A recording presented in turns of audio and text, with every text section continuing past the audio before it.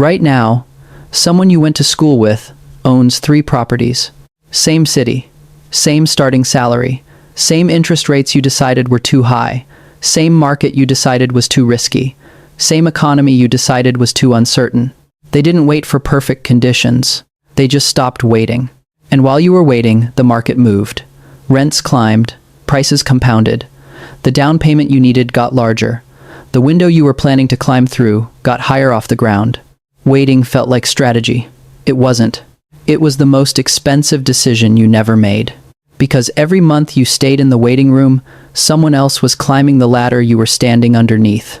This is your life at every level of the property ladder, while everyone else is still waiting. The waiting room. You have a list. Not a written list. A mental one. The conditions that need to be met before you are ready to buy. The boxes that need to be checked before the timing feels right. Interest rates need to come down. The market needs to correct. You need 6 more months of savings. You need to see how the next quarter looks. You need to feel more settled at work. Each item is reasonable. Each one sounds like patience. Each one sounds like the kind of disciplined thinking that separates smart people from impulsive ones. Here is what the list actually is. A door that moves every time you get close to it. You cross one item off and another appears. Rates come down, but prices go up. Prices stabilize, but your job changes. Your job steadies, but now there's an election. There is always an election. There is always a quarter that looks uncertain. There is always a version of the list that needs one more item checked before you can act. You are 28 years old. You have been renting for 6 years. You have paid $115,200 to a landlord who bought this building when he was 31 and decided the conditions were close enough. He did not wait for perfect. He just stopped waiting. Stage 1, the wake up. Seeing the cost of waiting. The number that changes everything is not on Zillow. It is on your friend Marcus's kitchen counter on a Saturday afternoon in October. A refinance summary, 3 years after he bought his house, the one you told him he was overpaying for, the one you said he was rushing into his equity statement reads $74,000. You do the math on the drive home. Marcus bought it $247,000. His house is now worth $314,000. He put $49,400 down 3 years ago. His equity today, appreciation plus principal paydown, is $74,000. A 150% return on his original investment in 36 months. You have been renting for the same 36 months. $1,600 a month times 36 months is $57,600. $57,600 paid to a landlord. No equity, no appreciation, no return. Just a receipt and a place to sleep, and the quiet, compounding cost of a decision that felt like patience and functioned like a leak. You are not behind because you made a bad decision. You are behind because you made no decision. And no decision in a market that moves whether you participate or not is still a decision. It is the decision to stand still while everything around you moves. The clock does not show the right time. It never has. You sit in Marcus's driveway longer than you mean to. You are 28. You have $41,000 in savings. The rate is 7.4%. The market is not correcting. The conditions are not perfect. They are not going to be perfect. You open Zillow on the drive home, not to scroll the way you usually scroll, with vague longing and practiced hesitation, but to look at something specific. Something in the zip code you have been saying you want to be in for 3 years. You find a house. $234,000. 3 bedrooms. Good bones in a neighborhood 2 years behind where you want it to be, which means it is exactly where you should be looking. For the first time in 4 years of looking, you do not close the app and think maybe later. You think maybe now. The first step. Buying when you're not ready. You make the offer on a Tuesday morning. Not because the conditions are perfect. Not because the rate dropped to the number you were waiting for.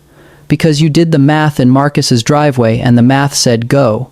$234,000. You put $38,000 down, 17%, not the 20% you told yourself you needed. PMI adds $112 to your monthly payment. You factor it in and move forward anyway. Mortgage, PMI, taxes, insurance, $1,762 a month. Your rent was $1,600. The difference is $162. $162 a month is the price of owning instead of renting. The price of building equity instead of paying someone else's mortgage. The price of participating in a market that has been growing without you for 4 years. You have spent more than $162 on worse decisions without thinking twice. The closing happens on a Thursday afternoon. You sign 41 documents. The escrow officer hands you the keys. You walk to your car and sit there for a few minutes with the keys in your hand. Because something just shifted in a way that is real and final and cannot be unmade. You own something. Not a receipt, not a lease. Something with a deed and equity that begins accruing the moment the ink dries. 3 months later, a colleague tells you over lunch he is waiting for rates to hit 5.5% before he buys. Has been waiting 2 years. He will not move until the market meets him there. You do not argue. You think about $162 a month. 6 months after your closing, a neighbor lists his house, same street, same size, at $271,000. Sells in 9 days. Your house is worth $271,000. You paid $234,000 7 months ago. $37,000 in appreciation before you have made a single improvement. Before you have done anything except stop waiting and sign. You text Marcus. He responds with a single word. Told you. The ladder. Every step lifts you higher. 2 years after closing, your house is worth $291,000. You paid $234,000. You put $38,000 down. Current mortgage balance, $186,400. Equity appreciation plus principal paydown over 26 months, $104,600. $38,000 became $104,600 in 26 months. Not because you were smart, not because you timed the market, because you got off the bench and let time and a functioning real estate market do what they have done in virtually every 2-4 month period in modern American history.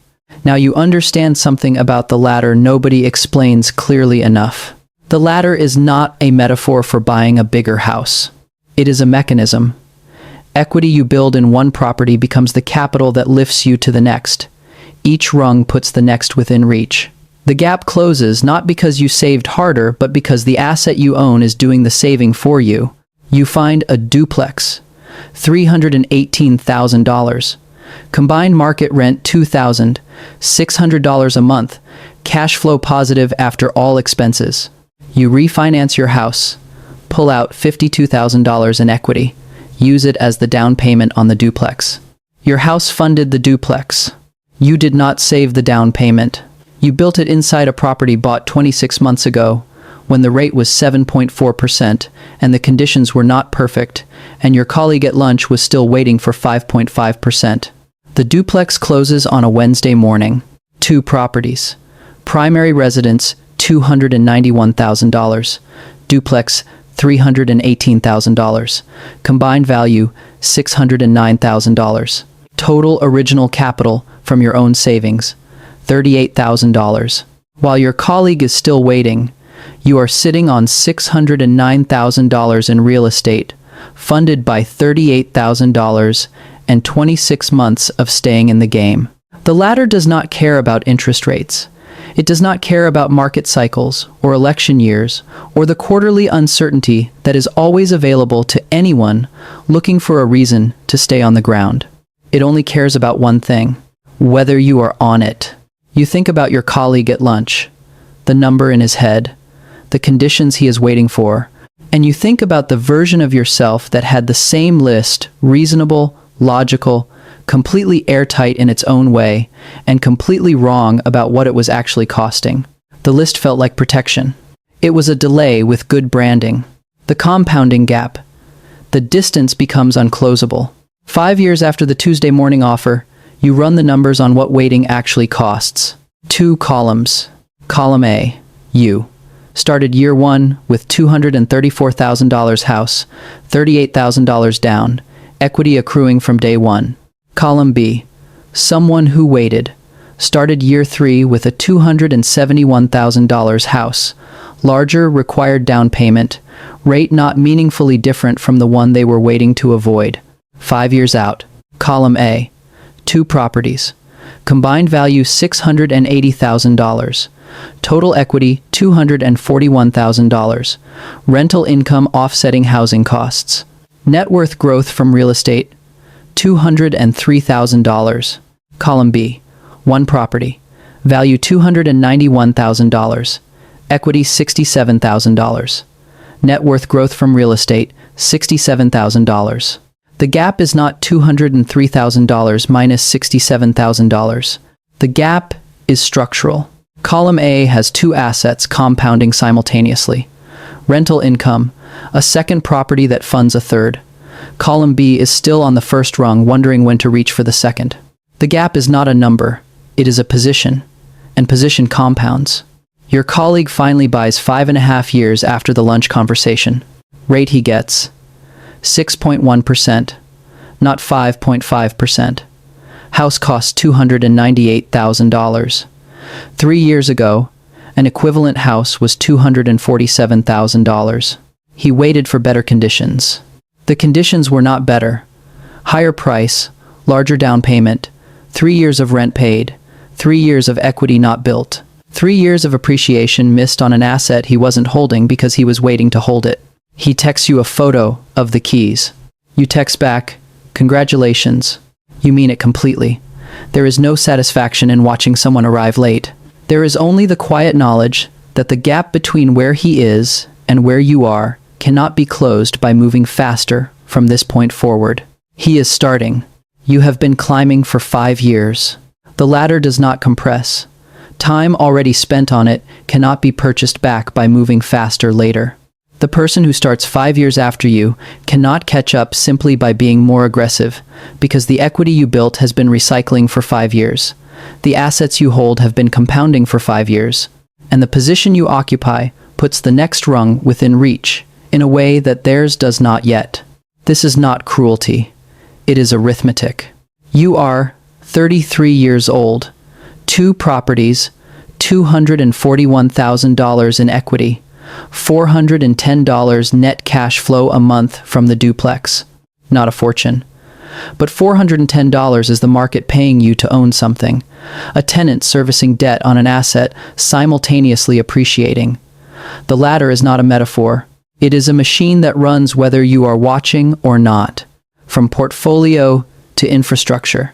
The third property is where everything shifts. Not because of the size, because of what it means. For 5 years, the latter was personal. A primary residence, a duplex, a mechanism for building equity faster than renting, focused entirely on your own position. The third property is different. A single-family rental, 3 miles away, $267,000. You are not going to live in it. You are buying an income-producing asset. That distinction from shelter to instrument is the line between climbing a ladder and building something. The down payment comes from the duplex. Cash out refinance. Appraisal. $361,000. You pull $48,000. Close on the third property. 8 years after buying your first house with $38,000 in savings, you hold 3 properties funded by that single original deployment. Portfolio. $962,000 in combined value. 1 original capital deployment, $38,000. 12 years after the Tuesday morning offer, 4 properties. Total value $1,840,000. Debt $980,000. Equity $860,000. Annual net operating income $38,400. Not empire numbers, no syndication funds, no rooms where people control billions, just a person who started with $38,000 and a decision made before conditions were perfect and built 1 rung at a time, without drama, something real. Something that runs without you. The tenants in your 3 rental properties are servicing $740,000 in debt while you sleep. The equity grows every month without your involvement. The market you once watched nervously from the outside is now partially yours. 4 pieces of it, held in deeds with your name, appreciating on schedules that require nothing from you. You are 40 years old. You are infrastructure. You see Marcus at a dinner party in November. 15 years since the barbecue. 14 years since you finally bought after 4 years in the waiting room. You stand in the kitchen and talk about specific properties in specific submarkets, the way two people talk about something they both understand from the inside. Marcus asks about your colleague. You tell him he bought his first house 6 years ago. Still in it. Talking about buying a second one when the rate comes down a little. Marcus nods. Does not mention the 6 years. Does not do the math out loud. He just says, I hope he does it. You do too. The cost of waiting. You are at a dinner party on a Saturday evening. Someone brings up real estate. Someone always brings up real estate. Prices are too high. Rates are uncomfortable. The market feels unstable. Someone's brother-in-law bought 2 years ago, and the market softened, and see, that is exactly why you have to wait for the right moment. You hold your drink and listen. You do not correct anyone. You have had that conversation, and it goes nowhere. People do not change their relationship with timing through a single exchange at a dinner party. You changed yours in a driveway, staring at a printout on Marcus's kitchen counter 14 years ago, doing the math on $57,600 in rent receipts against equity you were not building, feeling the specific, quiet realization that patience in this context was not a virtue. It was a cost. Across the room, someone catches your eye. Late 20s, first job. He is talking about whether now is a good time to buy. He has a list. You can tell from the way he talks. Rate needs to come down. Market needs to stabilize. Needs a few more months of savings. You know this because you had the same list. Kept it for 4 years. 4 years of rent checks. 4 years of appreciation, climbing without your name on the deed. 4 years of equity building for someone else because they decided the conditions were close enough when you were still deciding they were not. You walk over, not to lecture, just to say one thing. You tell him the rate he is waiting for might come, or it might not. The market might correct, or it might not. But here is what you know. There are people in this room who bought in 2018 when rates felt high. People who bought in 2020 when the world felt uncertain. People who bought in 2022 when every headline said, wait. Every single one of them wishes they had bought earlier. Not one of them wishes they had waited longer. He nods. Says he just wants to make sure the timing is right. You think about Marcus's driveway. $38,000. Rate of 7.4%. 3 items on the mental list. The Tuesday morning you stopped waiting, not because conditions cleared, but because you finally understood what staying was costing you. You tell him what Marcus told you once. The market does not reward patience. It rewards participation. The difference between those two things cost you 4 years. You are still paying the tab on those 4 years, not in money, in rungs. Somewhere tonight, a 6-year-old is lying in a rented apartment. Down payment almost there, but not quite. Rate higher than expected. Market uncertain. The list has 3 items and the third one keeps changing shape every time the first 2 get close. They are going to wait a little longer, just until things settle. The waiting room has comfortable chairs. Good reasons for every item. People who have been there for 2, 4, 6 years, all of them certain the signal is coming. The moment of clarity just around the next quarter. What the waiting room does not have is equity. What it does not have is appreciation. What it does not have is the compounding, indifferent math of a market that has moved in one direction for the better part of a century, regardless of rates, elections, or the uncertainty that is always available to anyone looking for a reason to stay seated. The door out does not open when conditions are perfect. It opens when you understand what it costs to keep sitting down. 12 years ago, you made an offer when the timing was not right. Tonight you are standing in a kitchen with $860,000 in equity across 4 properties and a portfolio generating $38,400 a year that runs whether you think about it or not. The conditions were never right. You just stopped waiting for them to be. That was the whole thing. That was always the whole thing. The market does not reward patience. It rewards participation. The difference between those 2 words is everything. Stop waiting.